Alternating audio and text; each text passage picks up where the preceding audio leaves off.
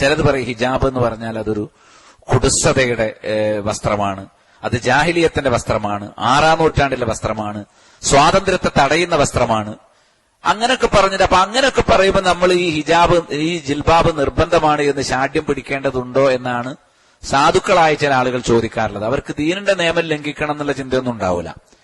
അങ്ങനെയൊക്കെ ആളുകൾ ഇങ്ങനെ തലങ്ങും വിലങ്ങും ചോദിക്കുമ്പോൾ അപ്പൊ അതിന്റെ മുന്നിൽ പതറിപ്പോകുന്നത് എന്തുകൊണ്ടാണെന്ന് ചോദിച്ചാൽ ഈ വിഷയത്തിലെ തെളിവുകൾ പഠിക്കാത്തത് കൊണ്ട് മാത്രമാണ്. ആളുകൾക്ക് പഠിക്കാൻ നേരല്ല. അപ്പൊ ഇങ്ങനെ അകലാനികളും ഈ മതവിരുദ്ധരും അതേപോലെ തന്നെ ഹദീസ് നിഷേധികളും മോഡേൺ ഏജിന്റെ ആളുകളും അത്തരം ആളുകളൊക്കെ വല്ലതും പറയുമ്പോഴേക്കും നമ്മൾ ഒരിക്കലും ഒരു മുഅ്മിൻ പതറേണ്ടതില്ല. ഫലാ തഖ്ശൗഹും വഖ്ശൗനി, നിങ്ങൾ അവരെ ഒന്നും പേടിക്കേണ്ട, എന്നെ മാത്രം പേടിച്ചാൽ മതി. ദീനിനോട് എതിരുള്ളവർ പലതും പറയും, പലതും ആക്ഷേപിക്കും. അതിനൊന്നും ഭയപ്പെടേണ്ട ആൾക്കാരല്ല നമ്മൾ. ദീനിൽ നിയമമുണ്ടോ എന്നല്ലേ നോക്കേണ്ടതുള്ളൂ. ഇല്ലെങ്കിൽ നമ്മൾക്ക് ശരി, നമുക്ക് ഇളവുണ്ട്, ഉണ്ടോ ഇല്ലേ നമ്മൾ പരിശോധിക്കുന്നത്. ദീനിൽ നിയമം ഉണ്ടായിട്ടും ഇത്തരം ചോദ്യങ്ങൾ ചോദിക്കുന്നവരോട് നമുക്കുള്ള മറുപടി ഒന്നു മാത്രമാണ്. ഖുൽ നാറു ജഹന്നമ അശദ്ദു ഹർറൻ ലൗ കാനൂ യഫ്ഖഹൂൻ. പറയുക, അവർ ചിന്തിക്കുന്നവരാണെങ്കിൽ മനസ്സിലാക്കണം, നരകത്തിന്റെ അഗ്നി അതികഠിനമാണ്. അള്ളാഹു ഒരു നിയമം തന്നത് നരകത്തിൽ നിന്ന് രക്ഷിക്കാൻ വേണ്ടിയിട്ടാണ്. അള്ളാഹുവിന്റെ ഒരു നിയമമുണ്ട് എന്ന് മനസ്സിലാക്കിയിട്ടും പിന്നീട് മറ്റു താല്പര്യങ്ങളാൽ ആ നിയമത്തെ അവഗണിച്ചാൽ മറ്റുള്ളവർ നമുക്കുണ്ടാക്കുന്ന വിഷമത്തെക്കാൾ കഠിനമായത് നരകത്തിന്റെ അഗ്നിയാണ്. അതുകൊണ്ട് ഇസ്ലാമിന്റെ നിയമത്തെ പറ്റിയുള്ള ചർച്ച തഖ്വയുള്ള ഒരാൾ ശ്രദ്ധിക്കുന്നത് നരകത്തിൽ നിന്ന് രക്ഷപ്പെടണം എന്നൊരു വിശ്വാസം ഹൃദയത്തിൽ വെച്ചുകൊണ്ടാണ്.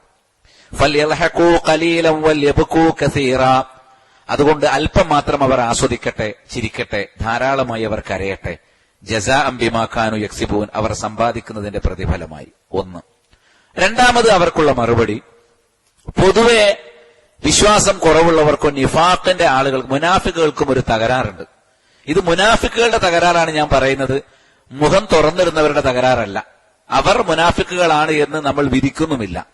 കാരണം ചില കിതാബുകളും ചില പണ്ഡിതന്മാർ വ്യക്തമായി പറഞ്ഞു തരാത്തതിന്റെ കാരണത്താലും ചില ഹദീസുകളെ തെറ്റായി മനസ്സിലാക്കിയതിന്റെ പേരിലും ഗൗരവത്തോടുകൂടെ അല്ലാതെ മുഖം തുറന്നിരുന്നവരുണ്ടായിരിക്കാം. അവരെ ഞാൻ ഈ കൂട്ടത്തിൽ ഉൾപ്പെടുത്തുന്നില്ല.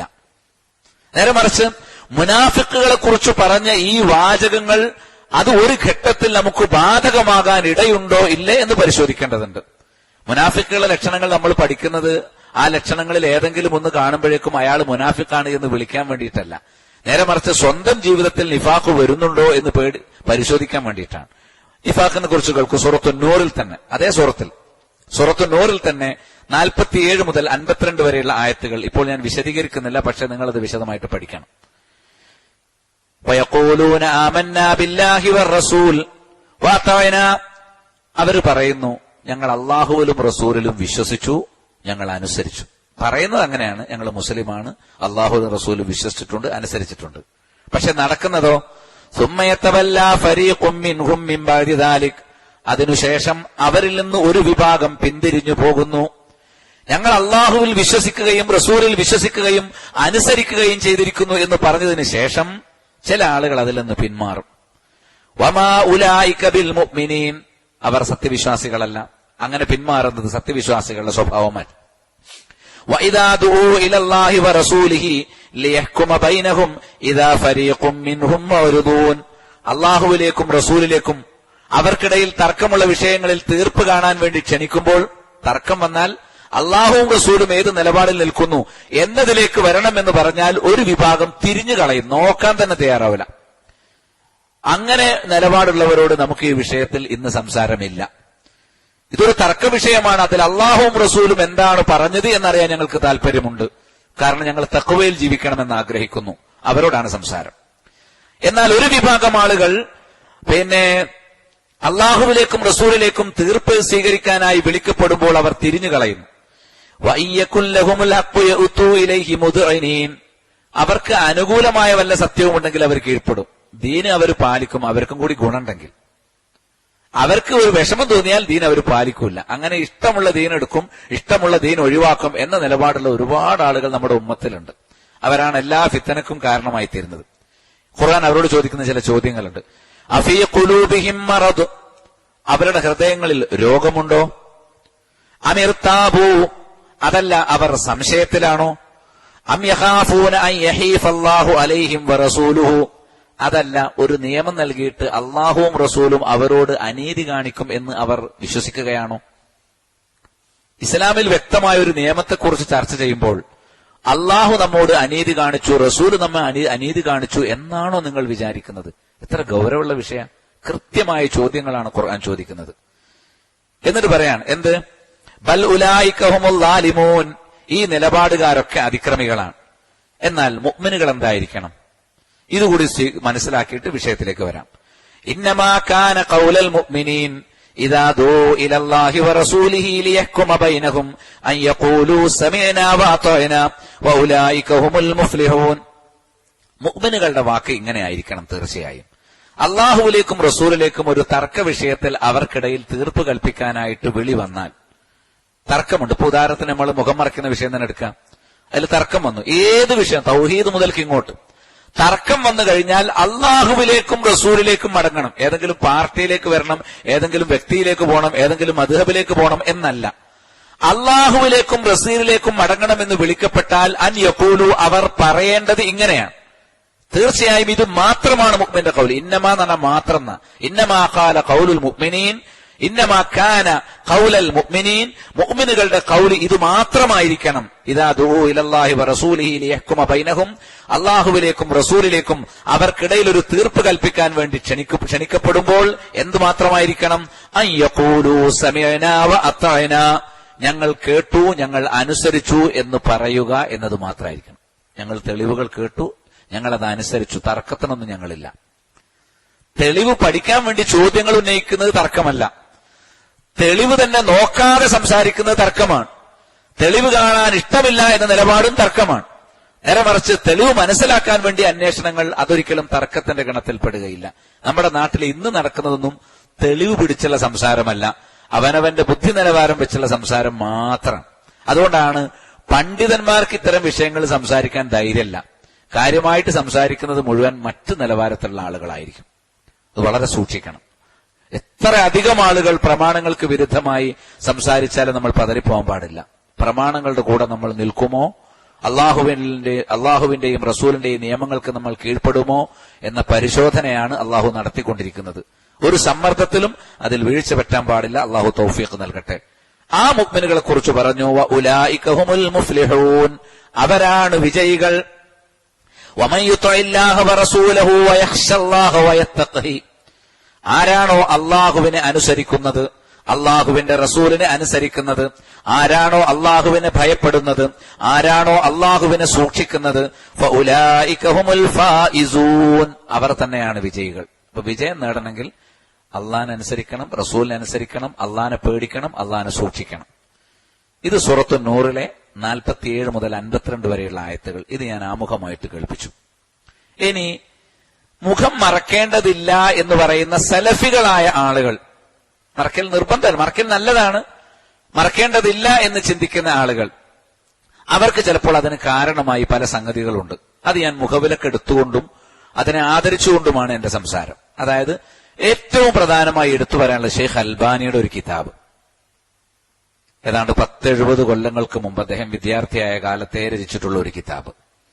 മനസ്സിലായില്ലേ? പിന്നീട് അദ്ദേഹത്തിന്റെ പഠന മേഖല തന്നെ മറ്റൊരു വിഷയത്തിലേക്ക് പൂർണ്ണമായി മാറി. ഹദീസുകൾ വിലയിരുത്തുന്ന ഒരു ഘട്ടത്തിലേക്ക് അദ്ദേഹം സലഫി ഉലമാക്കളിലെ ഉന്നതരും ജീവിച്ചിരിപ്പുള്ളവരും ഈ ഒരു നൂറ്റാണ്ടിൽ ശതകത്തിൽ മരണപ്പെട്ടുപോയവരുമായ, പ്രത്യേകിച്ചും അദ്ദേഹത്തിന്റെ കാലത്തും ശേഷവുമുള്ള ഉന്നതരായ കിബാറിൽപ്പെട്ട സലഫി ഉലമാക്കളെല്ലാം വളരെ വ്യക്തമായി അദ്ദേഹത്തിന് സംഭവിച്ചിട്ടുള്ള ന്യൂനതകൾ ചൂണ്ടിക്കാട്ടിയിട്ടുള്ളതായ ഒരു ചെറിയ കിതാബ്. ആ കിതാബിൽ ചില പരാമർശങ്ങൾ വന്നത് പലർക്കും ഒരു കാരണമാണ്. അങ്ങനെ മുഖം മറക്കേണ്ടതുണ്ടെന്ന് നിർബന്ധമായിട്ട് പറയാൻ പാടുണ്ടോ? ഷെയ്ഖ് അൽബാനി അങ്ങനെ അല്ലല്ലോ എഴുതിയത് എന്നതാണ് ഏറ്റവും പ്രധാനമായിട്ട്. പലപ്പോഴും അവർ ശ്രദ്ധിക്കേണ്ട ചില കാര്യങ്ങൾ ഞാൻ ആദ്യം പറയാം. ഒന്ന്, ഈ പുസ്തകം വളരെ പഴയതാണ്. 2, ഈ വിഷയത്തിലെ ചില അന്വേഷണങ്ങൾ, ചില ഇജ്തിഹാദുകളിൽ ഷെയ്ഖ് അൽബാനിക്ക് ചിലയിടത്ത് വീഴ്ചകൾ പറ്റിയിട്ടുണ്ട്. പക്ഷേ എല്ലാവരും പറയും ഞങ്ങൾ ഷെയ്ഖ് അൽബാനിന്റെ കൂടെയാണെന്ന്. ഷെയ്ഖ് അൽബാനിയെ പറ്റി ആ കിതാബ് അവരാരും വായിച്ചിട്ടില്ല. ശരിക്കും ഷെയ്ഖ് അൽബാനി പറഞ്ഞത് പൂർണ്ണമായി അവർ മനസ്സിലാക്കിയിട്ടില്ല.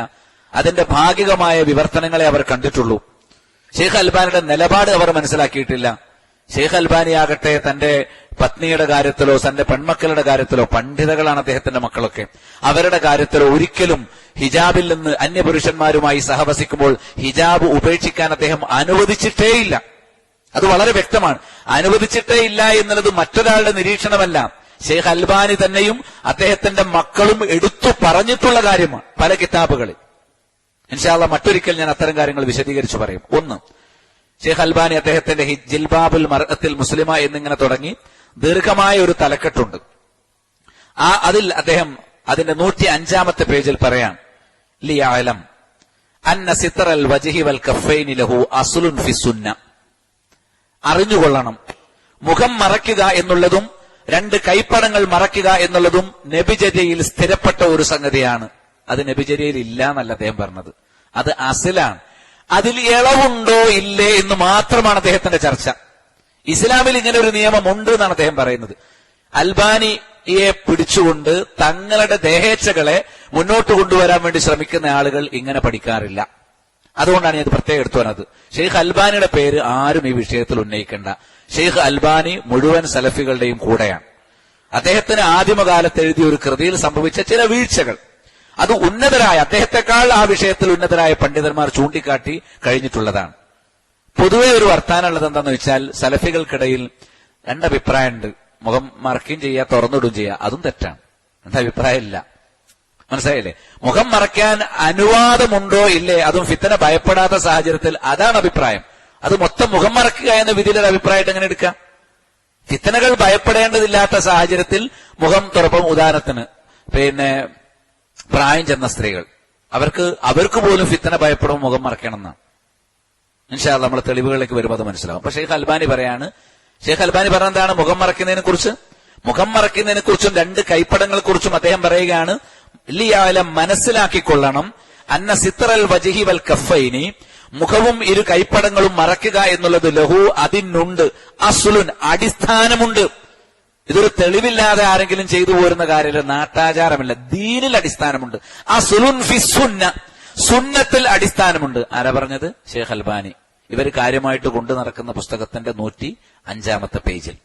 എന്നിട്ട് അദ്ദേഹം പറഞ്ഞു, വഖദ് കാന മഅഹൂദൻ ഫീ സമനിഹി സ്വല്ലല്ലാഹു അലൈഹി വസല്ലം, ഇത് റസൂലുള്ളാഹിയുടെ കാലത്തു തന്നെ നിയമമാക്കപ്പെട്ട സംഗതിയാണ്. ഷെയ്ഖ് അൽബാനി പറയാണ്, റസൂലുള്ളാഹിന്റെ കാലത്ത് തന്നെ മുഖവും മുൻകൈയും മറക്കലുണ്ട്. അപ്പൊ നബിയുടെ കാലം കഴിഞ്ഞിട്ട് പിന്നെ ആരെങ്കിലും ഉണ്ടാക്കിയ നിയമമല്ല, റസൂലുള്ളാഹിന്റെ കാലം. തെളിവും പറഞ്ഞിട്ട് അദ്ദേഹം, കമാ യുശീറു സല്ലല്ലാഹു അലൈഹി വസല്ലം ഫീ ബിഖൗലി, റസൂലിന്റെ ഖൗല് കൊണ്ട് റസൂല് സൂചിപ്പിച്ചിട്ടുള്ളത് പോലെ. എന്താ പറഞ്ഞത്? ലാ തൻതഖിബിൽ മർഅത്തുൽ മുഹരിമതു വലാ തൽബസിൽ ഖഫാസൈനി, അതായത് ഇഹ്റാമിൽ പ്രവേശിച്ച ഒരു പെണ്ണ് നിഖാബ് ധരിക്കാൻ പാടില്ല, അവൾ രണ്ട് കയ്യുറകളും ധരിക്കാൻ പാടില്ല എന്ന് നബി സല്ലല്ലാഹു അലൈഹി വസല്ലം പറഞ്ഞതിൽ നിന്നു തന്നെ ഇത് സുന്നത്തിലുള്ള വിഷയമാണ് എന്ന് വ്യക്തമായി. കാരണം അന്നേരം ധരിക്കരുതെന്നല്ലേ പറഞ്ഞത്, അപ്പൊ അതുവരെ അതുണ്ടല്ലോ. മനസ്സിലായില്ലേ? ഈ ഹദീസ് ആരാ തെളിവ് പിടിക്കുന്നത്? പലർക്കും മുഖം തുറക്കാനുള്ള തെളിവാണെന്ത്? ഹജ്ജിന് പോകുന്ന പെണ്ണുങ്ങളോട് നിഖാബ് ഇടരുത് എന്ന് പറഞ്ഞിട്ടില്ലേ എന്നാണ് കാര്യമായിട്ട് ചോദിക്കുക. ഇൻഷാ അല്ലാഹ് താഴെ അത് വരും. നിഖാബ് ധരിക്കരുത് എന്ന് പറയുന്ന ഹദീസാണ് സ്വഹിയായി വന്നിട്ടുള്ളത്. മുഖം മറക്കരുത് എന്ന് പറയുന്ന ഒരു സ്വഹിയായ ഹദീസും എന്ത് ചെയ്തിട്ടില്ല, വന്നിട്ടില്ല. പലരും ഇത് മുഖം മറക്കേണ്ടതില്ല എന്നുള്ളതിന് തെളിവായിട്ട് പറയുമ്പോൾ ഷെയ്ഖ് അൽബാനി ആ ഹദീസ് മുഖം മറക്കണം എന്നുള്ളതിന് തെളിവായി പറഞ്ഞിരിക്കുന്നു. കണ്ടില്ല നിങ്ങൾ? ഈ ഹദീസിൽ നിന്ന് തന്നെ വ്യക്തമാണ്, നബിയുടെ കാലഘട്ടത്തിൽ തന്നെ എന്താണ് സുന്നത്തിൽ അസ്ലുള്ള ഒരു വിഷയമാണ് മുഖം മറക്കലും രണ്ട് കൈപ്പടങ്ങൾ മറക്കലും. അതുകൊണ്ടാണ് നബി സല്ലല്ലാഹു അലൈഹി വസല്ലമ ഹജ്ജിന്റെ വേളയിൽ നിഖാബ് ധരിക്കരുത്, കയ്യുറകൾ ധരിക്കരുത്, ഇഹ്റാമിൽ പ്രവേശ സ്ത്രീകൾ ധരിക്കരുത് എന്ന് പറഞ്ഞത് എന്ന് അദ്ദേഹം പറയണ്ടായി. ഇനി ആ പറഞ്ഞതിന്റെ വിശദീകരണങ്ങൾ താഴെ വരും. ഇനി വീണ്ടും അദ്ദേഹം പറയാണ് മറ്റൊരിടത്ത്, വലൗ അന്നഹും ഖാലു യജിബു അലൽ മർഅത്തിൽ മുസ്തതിറത്തി ബിൽ ജിൽബാബിൽ വാജിബ് അലൈഹി ഇദാ ഖശിയത് അൻ തുസാബ ബി അദം മിനൽ ഫുസാഖി ലി ഇസ്ഫാരിഹാ അൻ വജ്ഹിഹാ അന്നഹു യജിബു അലൈഹാ ഫി ഹാദിഹിൽ ഹാലത്തി അൻ തസ്തതിറഹു ദഫ്അൻ ലിൽ അദാ വൽ ഫിത്ന. ഷെയ്ഖ് പറയാണ്, ഒരാൾ പറയാണ് ഫാസിഖുകളുടെ ഉപദ്രവം കാരണം മുഖം തുറന്നിടുമ്പോൾ വിപത്തുകൾ ഉണ്ടാകുമെന്ന് ഭയപ്പെടുന്ന കാരണത്താൽ ജിൽബാബ് ധരിക്കൽ പതിവായി ഒരു സ്ത്രീക്ക് നിർബന്ധമാണ് എന്ന് ആരെങ്കിലും പറഞ്ഞാൽ, അതായത് അന്നഹു യജിബു അലൈഹാ ഫി ഹാദിഹിൽ ഹാല, ഫാസിഖുകളിൽ നിന്ന് ദ്രോഹമുണ്ടാകാൻ സാധ്യതയുള്ള കാരണത്താൽ ജിൽബാബ് ധരിക്കൽ നിർബന്ധമാണ്. അൻ തസ്തത്തിറഹു, അവൾ മുഖം മറയ്ക്കാൻ വേണ്ടി, ദഫ്അൻ ലിൽ അദാ വൽ ഫിത്ന, ഫിത്നയെ തടയാനും ഈ ഫാസിക്കുകളുടെ ഉപദ്രവത്തെ തടയാനും ജിൽബാബ് മറക്കൽ നിർബന്ധമാണ് എന്ന് ആരെങ്കിലും പറയുകയാണെങ്കിൽ ലക്കാന ലഹു വജ്ഹുൻ, അതിനും അടിസ്ഥാനമുണ്ട്. ഫീ ഫിഖ്ഹിൽ കിതാബി വസുന്ന, കിതാബിന്റെയും സുന്നത്തിന്റെയും വിജ്ഞാനത്തിൽ അതിനും അടിത്തറയുണ്ട് എന്നാണ് ആര് പറയുന്നത്? ഷെയ്ഖ് അൽബാനി പറയുന്നത്. ഇന്ന് നമ്മുടെ യുവതികൾ നമ്മുടെ അങ്ങാടിയിലേക്കും കോളേജിലേക്കും ഇങ്ങനെ ഫിസ്കുള്ള ആളുകളുടെ സാമീപ്യമില്ലാതെയാണോ നമ്മുടെ പെൺകുട്ടികൾ സഞ്ചരിക്കുന്നത് എന്നുള്ളതിന് സത്യസന്ധമായ മറുപടി പറയാൻ ഇവർക്ക് ബാധ്യതയുണ്ട്. അൽബാനിയെ പിടിച്ചിട്ട് മുഖം തുറക്കാൻ വരുന്നവർക്ക് ബാധ്യതയുണ്ട്. ഞാൻ പറഞ്ഞ മനസ്സിലായല്ലോ. ഏറ്റവും ആദ്യം ദൂരീകരിക്കേണ്ടത് അൽബാനി വിഷയമാണ് എന്ന് തോന്നിയതുകൊണ്ടാണ് തെളിവിലേക്ക് വരുന്നതിന് മുമ്പ് ഞാൻ ഈ വിഷയം ആമുഖമായി പറഞ്ഞു വെച്ചത്. വീണ്ടും ഷെയ്ഖ് പറയാൻ, കമാ അന്നഹും യഅലമൂന അന്നീ ലാ ഉൻകിറു മശ്റൂഇയ്യതഹു. അദ്ദേഹം ചില അഭിപ്രായ വ്യത്യാസങ്ങൾ മറ്റു സലഫി ഉലമാക്കളോട് രേഖപ്പെടുത്തുമ്പോൾ തന്നെ പറയാണ്, ഇത് ശറഇലുള്ളതാണ് എന്നതിനെ ഞാൻ ഒരിക്കലും വിലക്കിയിട്ടില്ല എന്ന് അവർക്ക് അറിയാവുന്നതുപോലെ. ഷെയ്ഖിന്റെ ഒരു വാക്കാണ്. മുഖം മറയ്ക്കലും കൈപ്പടങ്ങൾ മറയ്ക്കലും ശറഇലുള്ളതാണ്, മശ്റൂഇയത്തായ കാര്യമാണ് എന്നതിനെ ഞാൻ ഒരിക്കലും എതിർത്തിട്ടില്ല എന്ന് അവർക്ക് അറിയാവുന്നതുപോലെ. അപ്പൊ എല്ലാവർക്കും അറിയാം ഷെയ്ഖ് അൽബാനി ഇത് ശറഇലുള്ളതാണ് എന്ന് അംഗീകരിക്കുന്നുണ്ട് എന്ന് അദ്ദേഹം തന്നെ പറയാം. അദ്ദേഹത്തിന്റെ വാക്കാണത്. എന്താ പറയുന്നത്? കമാ അന്നഹും യഅലമൂന അന്നീ ലാ ഉൻകിറു മശ്റൂഇയ്യതഹു. അത് ശറഇലുള്ള സംഗതിയാണ്. പിന്നെ വല്ലപ്പോഴും ഇളവുണ്ടോ ഇല്ലേ, തർക്കത് മാത്രമേ ഉള്ളൂ. അത് ശരിയാണോ അല്ലേ എന്നുള്ളത് നമുക്ക് താഴെ വരും ഇൻഷാ അല്ലാഹ്. അതിലുള്ള മറുപടിയും വരും. അപ്പൊ എന്താണ് ഞാൻ പറയുന്നത്? ലാ ഉൻകിറു മശ്റൂഇയ്യതഹു, ഞാൻ അത് ശറഅാണ് എന്നതിനെ നിഷേധിക്കുന്നില്ല. എന്നാൽ അൽബാനിയുടെ വാദവും പറഞ്ഞു വരുന്നവര് അതൊരു അനുവാദം ഉണ്ട് എന്ന് മാത്രമേ ഉള്ളൂ, അതൊരു നിയമമാണ് എന്ന് പോലും അംഗീകരിക്കാത്തവരാണ്. ഷെയ്ഖ് അൽബാനി പറഞ്ഞ നിയമമാണ്, ഇളവുണ്ടോ ഇല്ലേ അതാണ് വിഷയം. ഇവിടെ നേരെ തിരിച്ചാ, ധരിക്കുന്നവർക്ക് ധരിക്കാം എന്നല്ല. പലരും ഇന്ന് ജിൽബാബിന് എതിരെ സംസാരിച്ചവരെ ഗണ്ണിക്കുന്നവർ പോലും ജിൽബാബ് ധരിക്കണ്ടെന്നാണ് തെളിവ് പിടിച്ചിട്ട് ജനങ്ങളെ പഠിപ്പിക്കുന്നത്. എന്തൊരു കഷ്ടം എന്നാലോചിച്ചൊക്കെ ഞങ്ങൾ. എന്നാൽ അവർക്കെല്ലാം ഒരിക്കലും അവരുടെ വായടക്കൽ നിർബന്ധമാകുന്ന രൂപത്തിലുള്ള വ്യക്തമായ തെളിവുകളുണ്ട്. ഒരു പക്ഷേ ഈ തെളിവുകൾ പഠിക്കാൻ സമയം കിട്ടാത്തതുകൊണ്ട് നമ്മൾ പലപ്പോഴും മറ്റ് സംഘടനകളും ഒക്കെ ആയിട്ട് തർക്കങ്ങളുള്ള വിഷയങ്ങൾ മാത്രമാണല്ലോ പഠിക്കുക, അതിൽ മാത്രമാണല്ലോ ആഴത്തിൽ ഗവേഷണം നടത്താം. അതുകൊണ്ടായിരിക്കാം ഇത്തരം ആളുകൾ ഈ വിഷയത്തിൽ ഗൗരവം കുറഞ്ഞു പോയത് എന്നുകൂടി ഞാൻ ധരിക്കുന്നു. ഷെയ്ഖ് വീണ്ടും പറയാൻ, ഖദ് ഖറർനാ മിറാറൻ. ഷെയ്ഖ് പറയാൻ, അൽബാനി പറയാൻ, ഒരുപാട് തവണ ഞാൻ ഉറപ്പിച്ചു പറഞ്ഞിട്ടുണ്ട്, അന്ന തഗ്തിയതൽ മർഅതി വജ്ഹഹാ ഹുവൽ അഫ്ളൽ. ഒരു പെണ്ണ് അവരുടെ മുഖം മൂടുക എന്നതാണ് അഫ്ളൽ. എന്റെ അടുത്ത ചോദ്യം, ഏറ്റവും ചുരുങ്ങിയത് പണ്ഡിതന്മാരും ഉയർന്ന നേതാക്കളുമെങ്കിലും ഈ അഫ്ളൽ സ്വീകരിക്കുകയും അത് ബഹുജനങ്ങളെ പ്രേരിപ്പിക്കുകയും ചെയ്യേണ്ടതല്ലേ? സ്വീകരിക്കുന്ന ആളുകളെ പോലും പിന്തിരിപ്പിക്കുകയാണോ ചെയ്യേണ്ടത്? എന്റെ അടുത്ത ചോദ്യം. ഷെയ്ഖ് അൽബാനിയുടെ പേരും പിടിച്ചിട്ട് മുഖം തുറക്കാൻ വരുന്നവർ ഷെയ്ഖിന്റെ വാചകം ഞാൻ മുന്നോട്ട് വെക്കാൻ. അദ്ദേഹം പറഞ്ഞത് ഒരുപാട് വട്ടം ഞാൻ ആവർത്തിച്ചിട്ടുണ്ട്. ഖദ് ഖറർനാ മിറാറൻ, പലതവണ ഞാൻ ഉറപ്പിച്ചു പറഞ്ഞിട്ടുണ്ട്, അന്ന തഗ്തിയതൽ മർഅതി വജ്ഹഹാ, അവളുടെ മുഖം മറയ്ക്കുക എന്നതാണ് ഹുവൽ അഫ്ളൽ, അതാണ് അഫ്ളൽ. എന്തുകൊണ്ടാണ് നമ്മുടെ പണ്ഡിതന്മാരുടെ കുടുംബങ്ങളിൽ പോലും ഇത് അഫ്ളൽ, മറ്റുള്ളവരോട് പറയുന്നത് നിൽക്കട്ടെ, പാലിക്കണമെന്ന് നമ്മുടെ നാട്ടിൽ തോന്നാത്തത് എന്തുകൊണ്ടാണ്? ഈ വിഷയം ചർച്ച ചെയ്യുമ്പോഴേക്കും എന്തിനാണ് നിങ്ങൾ ഐസിസ് ആക്കുന്നത്? എന്തിനാണ് മനസ്സിൽ വെറുപ്പ് തോന്നുന്നത്? യഥാർത്ഥത്തിൽ ഇസ്ലാമിന്റെ ശത്രുക്കളുടെ ചില വാദങ്ങളിലുള്ള പതറൽ മാത്രമാണ് ഈ വെറുപ്പുണ്ടാക്കുന്നത്. നമുക്ക് ഹക്കിനോട് കൂറുണ്ടായാൽ മതി. നരകത്തിന്റെ ചൂട് ഇതിനേക്കാളൊക്കെ കഠിനമാണ് സഹോദരങ്ങളെ. അതുകൊണ്ട് മറ്റൊന്നും നമ്മൾ ഏശുകയില്ല. അതുകൊണ്ട് എങ്ങനെ പറഞ്ഞ് ആക്ഷേപിച്ചാലും എത്ര അടിമത്തം ഞങ്ങളിൽ ആരോപിച്ചാലും നമ്മെ സംബന്ധിച്ചിടത്തോളം, സലഫിയത്തിനെ സംബന്ധിച്ചിടത്തോളം യാതൊരു സംശയവുമില്ല, ഇസ്ലാമിന്റെ ഒരു നിയമത്തിൽ അഫ്ളലായത് എന്തായാലും അത് എടുത്തിരിക്കും, അത് പ്രേരിപ്പിച്ചിരിക്കും. മറ്റു വിഷയത്തിലൊക്കെ നമ്മൾ അഫ്ളൽ എടുക്കുന്നുണ്ടല്ലോ, പ്രേരിപ്പിക്കുന്നുണ്ടല്ലോ. പിന്നെന്താ ഹിജാബിന്റെ വിഷയത്തിൽ മാത്രം അഫ്ളലിനൊരു പിറകോട്ട് പോക്ക്? അതെന്താ അങ്ങനെ സംഭവിച്ചത്? ഞാൻ വളരെ ആത്മാർത്ഥമായിട്ട് ചോദിക്കുകയാണ്, പ്രത്യേകിച്ചും നമ്മുടെ നാട്ടിലെ ഖത്തീബുമാരോട്, പണ്ഡിതന്മാരായി ജനങ്ങൾ മനസ്സിലാക്കിയിട്ടുള്ള ക്ലാസുകൾ എടുത്തുകൊണ്ടിരിക്കുന്നവരോട് ഞാൻ പ്രത്യേകിച്ചും ചോദിക്കുകയാണ്, എന്തുകൊണ്ടാണ് ഈ അഫ്ളലിയത്തിലേക്ക് നിങ്ങൾ പ്രേരിപ്പിക്കാത്തത്, അല്ലെങ്കിൽ നിങ്ങൾ നിർബന്ധിക്കാത്തത്? തറാവി നിസ്കാരം വരെ നിങ്ങൾ നിർബന്ധിക്കുന്നുണ്ടല്ലോ, പ്രത്യേകം പ്രേരിപ്പിക്കുന്നുണ്ടല്ലോ, പ്രത്യേകം നടപ്പാക്കുന്നുണ്ടല്ലോ. അതും ഒരു അഫ്ളലിയത്തുള്ള വിഷയം മാത്രമല്ലേ? ഒരാൾ തറാവി നിസ്കരിക്കൂല എന്ന് പറഞ്ഞാൽ അയാൾ ആക്ഷേപിക്കാൻ പറ്റും നമുക്ക്. എന്നാൽ ആ ഹുക്കുമല്ല മുഖം മറക്കുന്ന വിഷയത്തിൽ.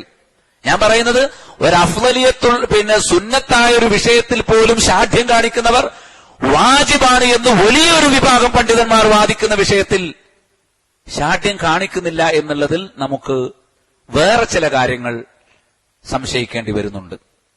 പലർക്കും സംഭവിച്ചിട്ടുള്ള ഒരു രോഗം, പ്രത്യേകിച്ച് ഇസ്ലാമിന്റെ ശത്രുക്കൾ. ഞാൻ പറയുന്നത് നമ്മുടെ ഈ സംസാരം ഹിജാബ് ധരിക്കുന്നതിന് അനുവാദമുണ്ട് എന്ന് പറയുന്ന ആളുകളും അല്ലെങ്കിൽ അത് വാജിബാണ് എന്ന് പറയുന്ന ആളുകളും ഹിജാബ് ധരിക്കുന്നതിന് കുഴപ്പമില്ല പക്ഷെ അത് വാജിബല്ല എന്ന് പറയുന്ന ആളുകളും തമ്മിലുള്ള ഒരു തർക്കത്തിൽ ഇടപെട്ടുകൊണ്ടുള്ള സംസാരമല്ല ഇത്. ശരിക്കും മനസ്സിലാക്കണം. ഹിജാബ് വാജിബാണെന്നൊരു കൂട്ടർ പറയുന്നു, ഹിജാബ് ധരിക്കുന്നതിന് കുഴപ്പമില്ല പക്ഷെ വാജിബല്ല എന്ന് വേറൊരു കൂട്ടർ പറയുന്നു. അവർക്കിടയിലുള്ള ഒരു തർക്കത്തിനല്ല ഞാൻ ഈ തെളിവുകളുമായിട്ട് വരുന്നത്. മറിച്ച് ഹിജാബിനെ പിച്ച് ചീന്താൻ ശ്രമിക്കുന്ന സയനിസ്റ്റുകളും ഇസ്ലാമിന്റെ ശത്രുക്കളും ദീനി നിഷേധികളും ഹദീസ് നിഷേധികളും അഖലാനികളും അങ്ങനെ ഹിജാബിനെയും ഇസ്ലാമിന്റെ പവിത്രമായ നിയമങ്ങളെയും പിച്ച് ചീന്താൻ കിട്ടുന്ന എല്ലാ അവസരങ്ങളും എടുത്തുകൊണ്ട് സടകുടഞ്ഞെണീറ്റ് വരുന്ന ഒരു വലിയ സംഘമുണ്ട്. അവരും ഹിജാബിന്റെ പവിത്ര നിയമത്തെ മാന്യമായി കാണുകയും പാലിക്കുകയും ചെയ്യുന്ന ആളുകളും തമ്മിലുള്ള തർക്കത്തിന്റെ ഭാഗമായിട്ടാണ് നമ്മുടെ ഈ ചർച്ച. അതുകൊണ്ട് ഹിജാബ് ധരിക്കുന്നതിന് വിരോധമില്ല എന്ന് പറയുന്നവർ ഈ വാക്ക് കേട്ടിട്ട് ആദ്യമേ വെറുപ്പോടുകൂടി ഇരിക്കരുത്. നല്ല ക്ഷമയോടുകൂടി നിങ്ങൾ ഈ തെളിവുകളൊക്കെ ശ്രമിക്കണം. ഇത് പരലോകത്തിന്റെ പ്രശ്നമാണ്. ഇത് സ്വർഗവും നരകവും തീരുമാനിക്കുന്ന പ്രശ്നമാണ്. ഇത് റസൂലുള്ളാഹി സ്വല്ലല്ലാഹു അലൈഹി വസല്ലമിന്റെയും സ്വഹാബത്തിന്റെയും അഥവാ സലഫിയത്തിന്റെ മാർഗത്തിൽ നമ്മൾ പ്രവേശിച്ചിട്ടുണ്ടോ ഇല്ലേ എന്ന് മനസ്സിലാകുന്ന പ്രശ്നമാണ്.